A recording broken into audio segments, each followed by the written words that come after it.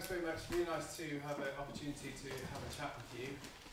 My name is Gahan. I'm working with the Cynefin programme, which is under the Natural Resources and Food Welsh Government Department. I'll talk a little bit more about that in a minute. But when Fran asked me to whether I wanted to talk a little bit about co-production, I thought it was a good opportunity to talk a little bit about some of the things that had happened on Anglesey over the last couple of years in terms of co-production. So that in terms of like sharing some of the resources that are available now, and also a little bit of the story behind some of the influences that supported the way that we were working. So some of the conversation that I'm going to talk about is from when I was working with Medra Morn, which is the County Voluntary Council for Anglesey, and really the sort of elements around co-production started a couple of years ago when I hadn't actually sort of heard about co-production before. The Nesta, who've got a lot of really good publications around co-production, had a publication in 2009 called The Challenge of Co-Production, and it gave a chart about the different kinds of co-production you can have with services and elements that included where the people were working in terms of the design of the services and also in the delivery. And full co-production, they were saying, encompasses co-design and co-delivery. So when we were involved with the Community Voice programme, which is a big lottery programme around ensuring that the voices of people are heard in the design of policies, and also in running services, it looks very much like the explanation of full co-production, because it's engaging, building the capacities of citizens to engage in planning and running services. But none of the big lottery information talked about co-production. I'd never heard of it. So we managed to develop a portfolio of organisations that had projects which were co-production in nature but had never heard of the word co-production. So if there's anybody who really can't stand the word co-production, it is possible you can still do it without ever using the word. So there's a ray of hope. Personally, I think that co-production is a really good opportunity to have a breather and think about the way that services are designed and delivered, and it's brought us together to have a think about that, which is really positive. And these events have been really positive events in terms of being able to have a stop and think about that. So just to acknowledge Fran and Pam, and thank you for arranging these events. So just to say a little bit about the Community Voice programme on Anglesey, it's a 4-year programme. It's partway through the first year now, and Lindsay, who was here this morning talking about the community building project that's going on, is the manager of that Community Voice portfolio. There's 9 organisations in the portfolio altogether, and each organisation is responsible for a community of interest. So it's younger people, older people, health, environment.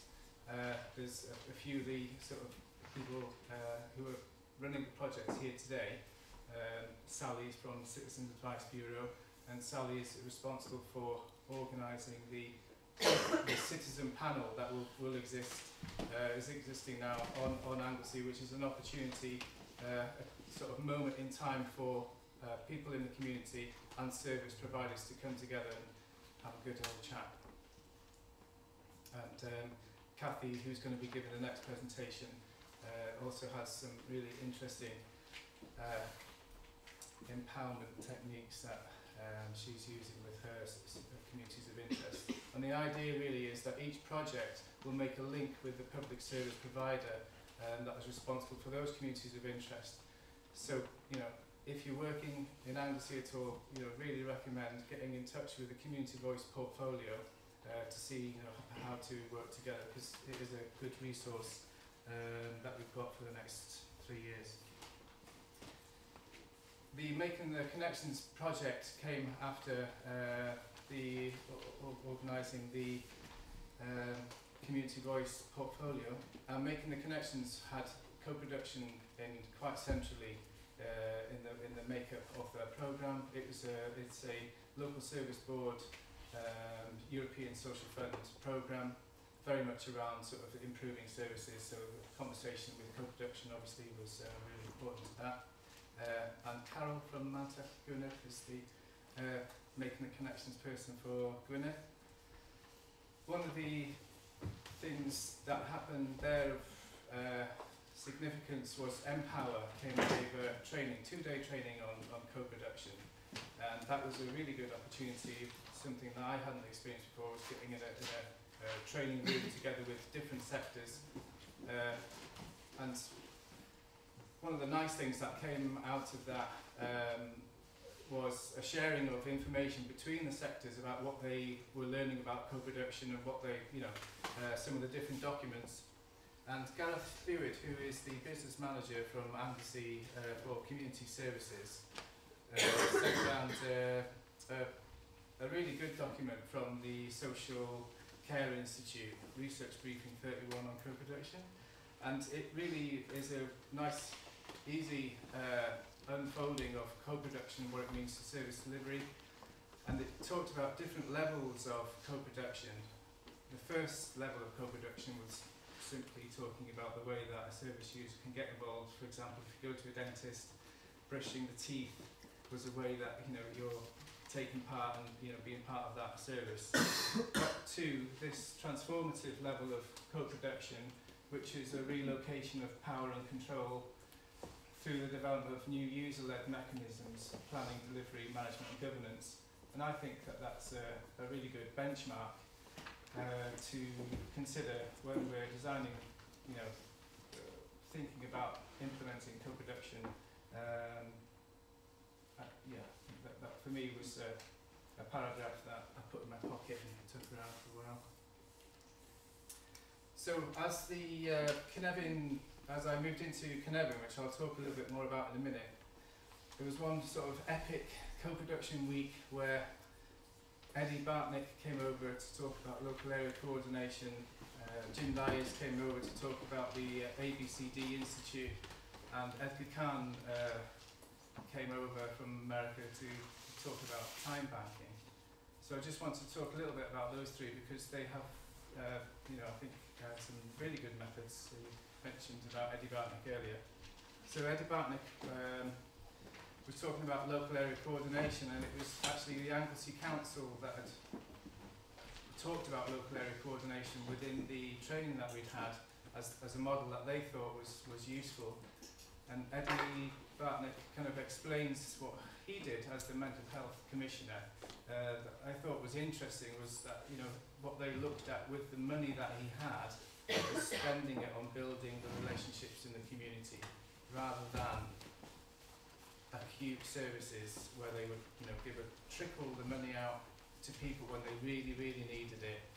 They looked at how can we use this money to build the community and had some really nice examples. One of them was related to his son who'd had mental health problems, and when he'd gone to see the mental health professional had given him a list of all the things that was wrong with his son, and when he looked at it he couldn't actually recognise his son in that, and that kind of made him think about how can we design these kind of mental health support services in a way that would really took in the whole of the person, I think. And so he ended up spending the money he had as a commissioner, and his son was in the room and he had this big bright smile, so whatever he did kind of really worked, I think. So with the ABCD Institute, one thing that they really impressed on me was the assets, building on the assets in the community rather than thinking about the deficiencies.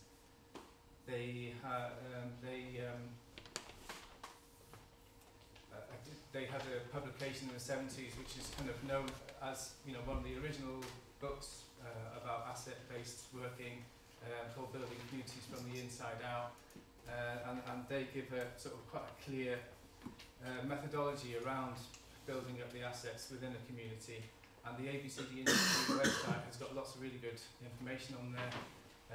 And Nurture Development are the people who are developing that kind of work in the UK and Ireland. And just to say about inclusive neighbourhoods, that they are supporting the local area coordination format to bring them into the way that councils work for those councils that are interested. Amnesty Council has shown an interest, so it'll be interesting to see what developments that brings, because, you know, according to local area coordination, it's not about just a project somewhere that's co-production, it's about building it into the system for reform. And you know, with the sort of ABCD Institute and the way that they look at, first of all, looking at the assets of the community, and you think about time banking just sort of makes sense, I think, in that way of being able to, you know, go out and actually see what the assets are in the community as a point to start off with.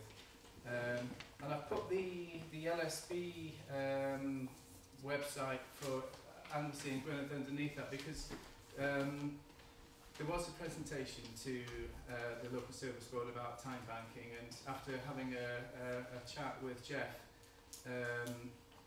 who was talking about the agency to person time banking, it was something that the local service board delivery board showed an interest in, and they wanted to learn more about the agency to person time banking model. So I think maybe that is something that perhaps as a group we could help to push a little bit, because I think the tightrope of public services between working more in the community and perhaps sometimes what's seen as sort of messy,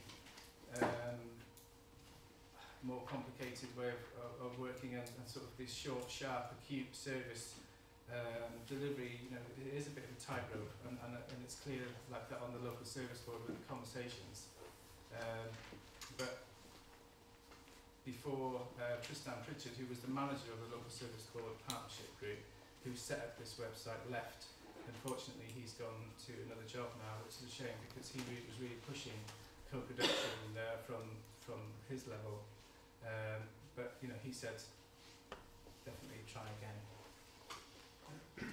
So just to talk a little bit about Cynefin, I'm not too sure where I am time-wise now, but Cynefin is the, as I was saying, is with the natural resources and food, so it does have a little bit more of an environmental aspect to it. It's trying to work in a place, so it's quite similar to making the connections kind of work, linking service providers and communities, but just looking in an area and thinking about the natural resources, thinking about the economy and the social sort of aspects. So definitely, you know, trying to build on the pillars of sustainable development, and really having a snapshot of an area to see how the agencies are working in that area with all the policies that are behind them. I think that, you know, that in terms of the way that co-production is produced, that is an element that we've noticed with the community building group, is that we're all sat around the table talking about co-production, and it's quite funny really, because we can all think that we're agreeing on the way forward with co-production, and everyone sort of leaves the meeting and goes in the opposite direction of where we, you know. So one of the things that we're trying to do is to really get clear again, what is the outcome that we're trying to get from this, because everybody's directions with their own different programs that are working together has maybe a different vision of what that community kind of co-production looks like. So we're trying to get that clear between us, because, you know, as we're going out into the community what, you know, needs to be clear what the benefits of getting involved and what the outcomes are. So my last thing to say really, these are some of the aims of the Connect programme. So empowering individuals. I know there's lots of different aspects related to co-production, whether it's around equality or the different benefits of working there, but I think from wherever we're coming from, whichever path of working with people that we're doing, whether it's more in sort of prevention services out in the community, or you're working sort of on the front line as a social worker, I think that the elements of thinking about whether you're empowering this person in front of you is one benchmark to consider, because I think if we're empowering individuals and communities, then the work that we're all trying to do will work if that is part of the intention. And what I hadn't realised, I can't remember the guy who came up with this equation, but he'd thought about this before by saying that empowerment comes from meaningful co-production across Anglesey and Gwynedd. Sorry for the cheese bit. Fantastic. Thank you very much.